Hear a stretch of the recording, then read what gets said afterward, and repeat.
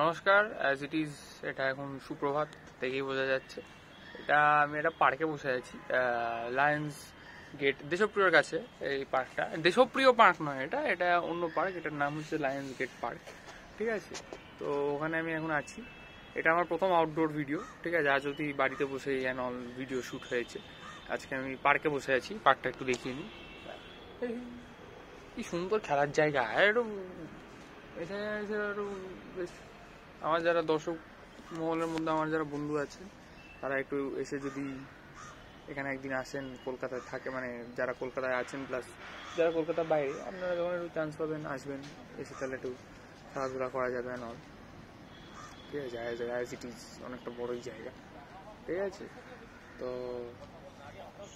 হচ্ছে ব্যাপার।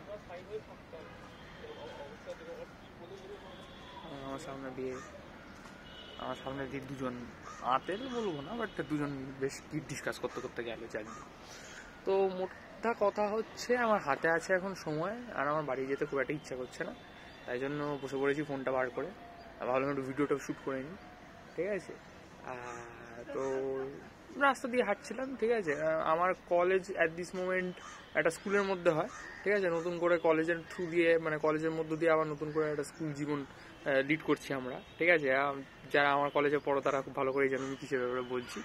তো আমার কলেজ থেকে আমার যে স্কুলটা, মানে স্কুল মানে কি বলবো, কলেজের কনস্ট্রাকশনের জন্য যেখানে আমাদের এখন ক্লাসগুলো হয় কলেজে, যে স্কুলটা, সেই স্কুল থেকে আমার অরিজিনাল যে স্কুলটা, সেটা খুব একটা দূর না। তো সেই আমার অরিজিনাল স্কুল অবধি হাঁটতে হাঁটতে বেশ একজনের সাথে দেখা হলো। সে আমার ছোটবেলা চিনতো আমায়, তার সাথে দেখা হলো হঠাৎ করে রাস্তায়, তার সাথে একটু আড্ডা দিলাম, ঠিক আছে। অনেক দিন পর আজকে একজন আমাদের কলেজে এসেছিল, তার সাথে কলেজের এই স্কুলটা বাইরে দাঁড়িয়ে আর কি আড্ডা দিলাম, ঠিক আছে। এত কিছু আড্ডা ফাড্ডা দেওয়ার পর স্কুল অবধি, নিজের স্কুল অবধি হেঁটে হেঁটে যাওয়ার পর, সেখান থেকে হেঁটে এখানে আস্তে আস্তে বেশ অনেক কিছু ভাবলাম অল, ঠিক আছে। যে জীবনে কি করলে কেমন হতো, কি না করলে কেমন হতো না, এই করলে এইটা হতো, ওই করলে ওইটা হতো, যেমন লোকে ভাবে অল।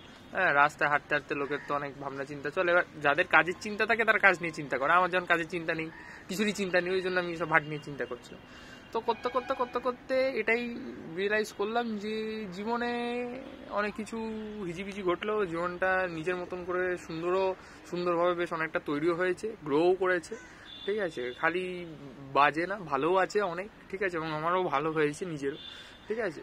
ভালো খারাপ মিশিয়ে জীবন, ঠিক আছে।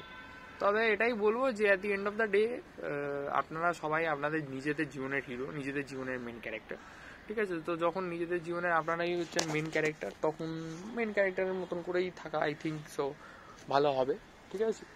হ্যাঁ, এবং মেন ক্যারেক্টারের মতন করে লাইফটাকে লিড করবেন, ঠিক আছে। মেন ক্যারেক্টারসরা যেমনভাবে লাইফটাকে লিড করে, ঠিক আছে, নিজেদের জীবনের রাজা হয়। সবসময় সব ক্ষেত্রে হয়তো নিজের জীবনের রাজা সব ডিসিশন ওইভাবে নিজের নাও যেতে পারে, এক্সপ্লোর করতে বেরিয়েছি আবার, কিন্তু যতটা সম্ভব আর কি, ঠিক আছে। আপনারা নিজেরাই নিজেদের জীবনের হিরো। আর ওই যে একটা কথা আছে, লোকে বলে ওই the going gets tough, the tough gets going, না, এইটা খুবই ফালতু কথা।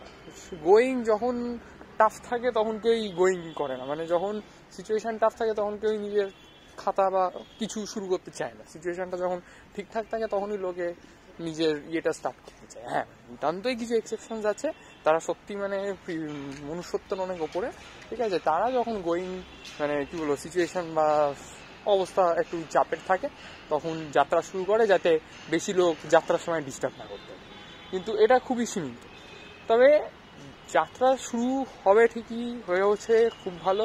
একটা সময় সিচুয়েশন যখন চাপের হবে, তখন তারাই আসল বলশালী বা বাহাদুর, যারা ওই সিচুয়েশনে আর কি থেমে যাবে না, চলতে থাকবে।